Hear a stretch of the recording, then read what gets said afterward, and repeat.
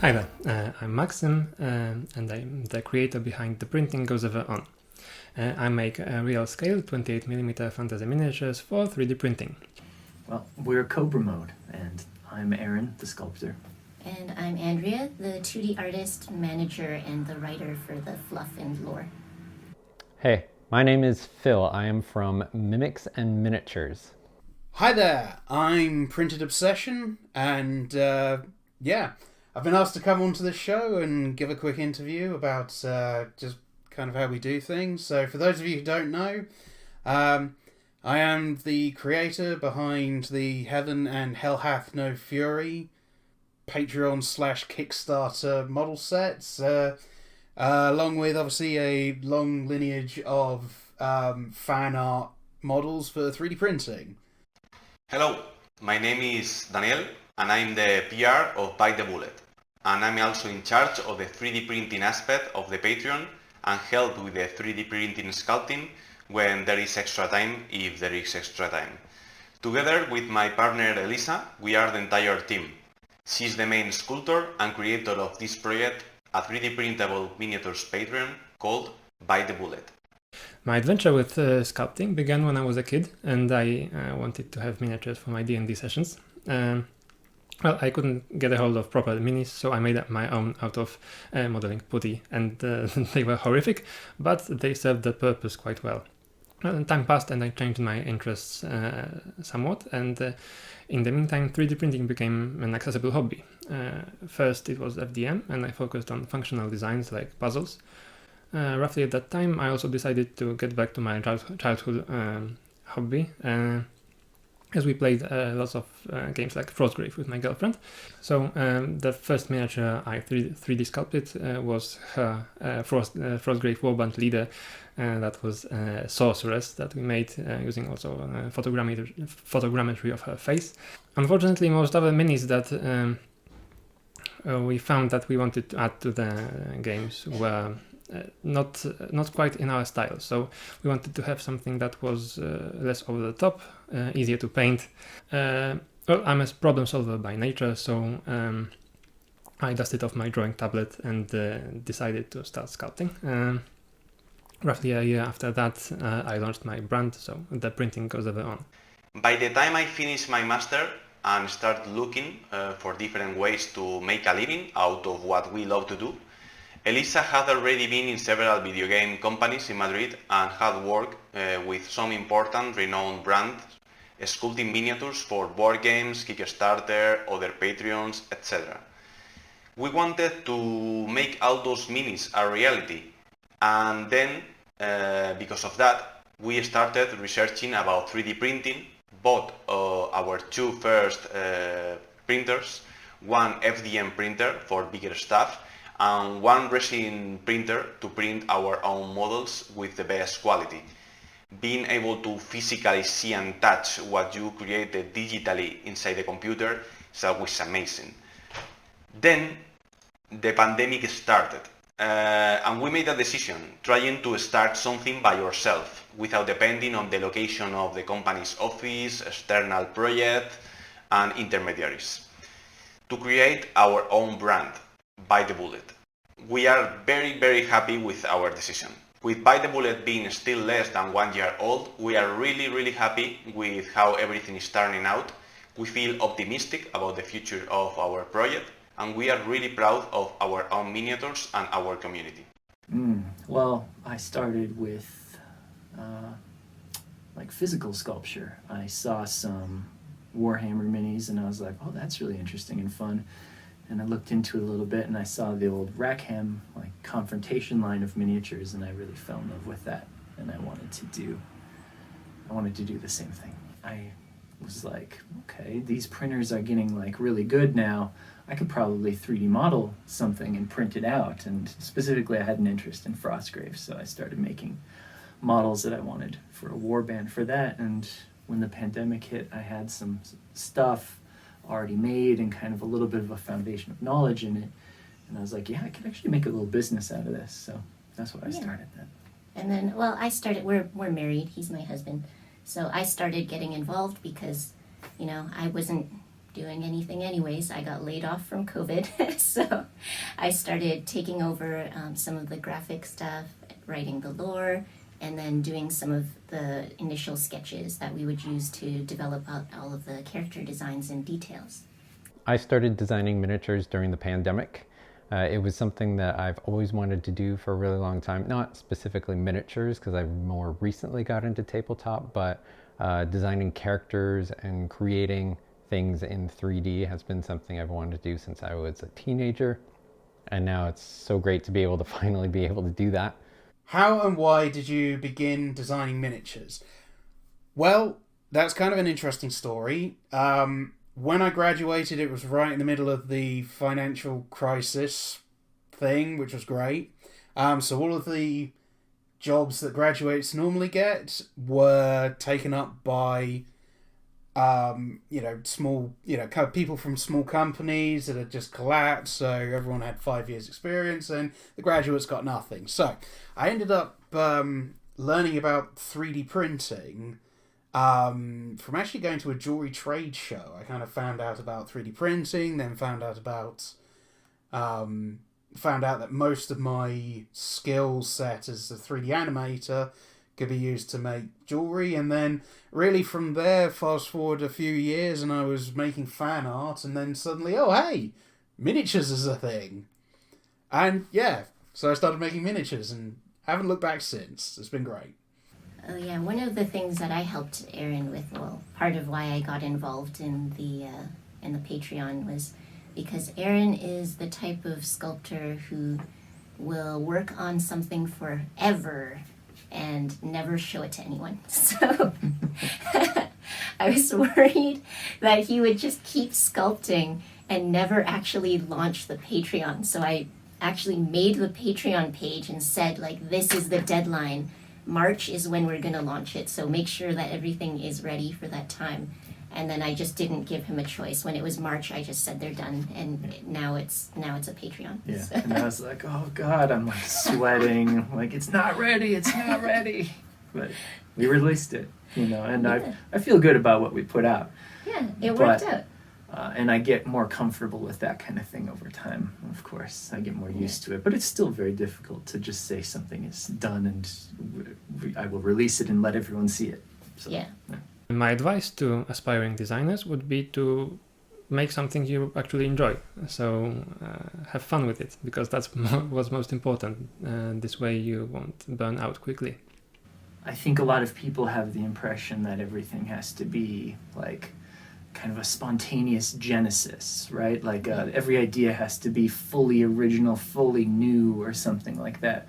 Whereas like that's not really how humans create. They see something and it gives them an idea. Yeah. And it's usually some iteration on that idea. Yeah. Obviously it's important that it's yours, but it doesn't have to be just something that came to your mind and was based on nothing else. I think that causes a lot of people a lot of stress. Advice that I can give you that's probably the most useful is try and be consistent with your style. This is a piece of advice that even I need to try and remember to follow. If you keep a style and keep consistent with what you do, you will find your target audience. Whereas if you go do something in one style and then something in another style and yada, yada, yada, you can end up alienating the people who already like what you do and making it a lot harder for new people to find you because, oh, hey, you've already swapped styles. Our main recommendation will be, without risking a complaint from Nike, just do it. Buy a tablet, look for tutorials, a master or course on 3D Max or Maya if you are interested in video games, on ZBrush if you are interested in organic sculpting or miniatures, or on any other software depending on the sector that interests you the most. You may not have a lot of time each day depending on the situation you find yourself in right now, but spending a couple hours to 3D modeling and to study the minis and work of creators that you like, you can start preparing something that in the future may become a viable job, or in the worst case scenario, a fun hobby. I would say, from a business standpoint, aspiring artists really need to figure out what is the thing that gives them value as an artist in the community, and then to push that thing first of all. So for example, Aaron has a very unique style. I think it's really obvious when you look at the collections that he's first, like, nobody else is making miniatures like this. And also, he couldn't make miniatures like somebody else. Like, I don't think you could ever start sculpting Titan Forge or something. Like, it would always have your flavor there. And that's the thing that makes you unique, and that's the reason why people want to join your Patreon. That's the reason why people want your minis. So for aspiring artists, I don't think they should focus too hard on what is popular or what sells or things like that, but maybe they should think harder about what their take is as an artist. And then also, I think for sculpting, like in one of the sculpting programs, people worry a lot about the tools and techniques and learning all these things. I mean, they're really simple programs. You kind of just push and pull some pixels, and eventually it becomes a shape. And so, like, the amount of knowledge that you need is not very high. It's more about learning how to push and pull them. And so you need to know, like, 4 different tools in order to create almost anything. And so it's more about experience and just being an artist in general and understanding what is an interesting shape. Yeah. The other thing is obviously get good at your poses and your anatomy, because my God, is it important. One piece of advice I would give to aspiring designers is to go out and study art. Study armor, study concept art for characters, study monsters, study anatomy, muscles, and all that kind of stuff. Learning about that and how the muscle structure works and bone structure will really help you to create really great miniatures and more realistic looking miniatures.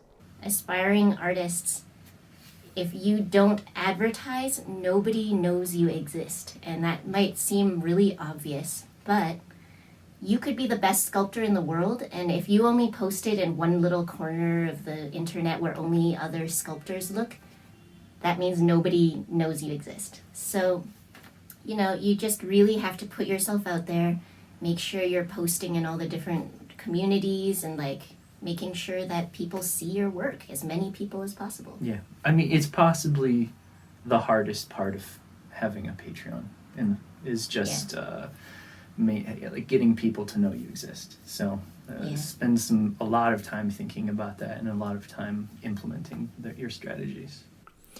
In terms of design, I'm really proud of my modular miniatures customizer. It's roughly in the same genre as the Hero Forge designer, but I made it for my patrons so they can configure modular miniatures from some of my bundles. It's just a quality of life web app that made the life somewhat easier, I hope, and it allows for export of pre-supported bits. And as miniatures are concerned, so I think I'm quite proud of the recent Elven Witch from the April's chapter, as I think I managed to show the power and elegance that are portrayed in her concept art that was base for her design. This one is probably one of my favorite designs, more specifically because it is a commission that I did for my wife. When she started playing D&D, this is a character that she plays in one of my campaigns, and so this one holds a very special spot in my heart. I myself don't sculpt any characters as right now. I just do all the 3D printing related stuff and everything that is not sculpting, like managing the social media and the Patreon. But at the beginning, when all the other Patreon chores didn't require as much time as they do now, I did the first approach to some of our first models, like Frida, our merchant alpaca from the starter pack. We love alpacas here.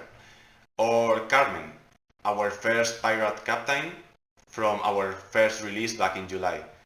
But when it comes to my favorite BTB mini, I would probably say Barath, the Beast Lord, our Minotaur boss from January, and one of our last winter painting contest winners. I think my favorite design is the little platypus Esmar. or actually the Bundabura, Yeah. Esmar, with her two bodyguards. And I specifically like that one because it has like, it's not like the most extreme pose or like the craziest technical achievement or anything, but it tells a story itself. Like, you look at it and you just see, you understand something about it. You start making a story in your mind as soon as you see it. And we didn't even have to tell anyone anything about that. Although we always do, we always write fluff and everything, but as soon as you look at it, you've got your own story. You started making up what's happening there, and I think it's a particularly effective mini in that way. Although my personal favorite has to be Psychidae, the Noctuidae Mage. And that's because that's one that I was really heavily involved in. Normally, I'm not doing a lot of concepting. Aaron's doing most of his concepting like in 3D because he's thinking of it as a 3D object. And so 2D sketches don't always give him the inspiration that he needs to start creating a sculpt. But in the case of Psychidae, that was something that did come from my sketches. And I was pretty involved in that process, so I'm really proud of that one particularly. In Elisa's case, I think that every time she makes a new character, it becomes her favorite, which is great, as this means the quality of the minis is increasing and that each release is somehow better than the previous one. One of the models she likes the most is our last seasonal reward from Winter, because she had a lot of fun sculpting it and because she loves the goblin aesthetics. Goblins allow the creator to experiment with the crazy stuff. She liked this model to the point she included herself into the mini, as it's called Ed, and Ellie, the Crazy Mojos. Although currently her favorite mini is one of our latest Polish models, our Light Cavalry Battle Sister, from our current Fantasy Battle Sisters April release.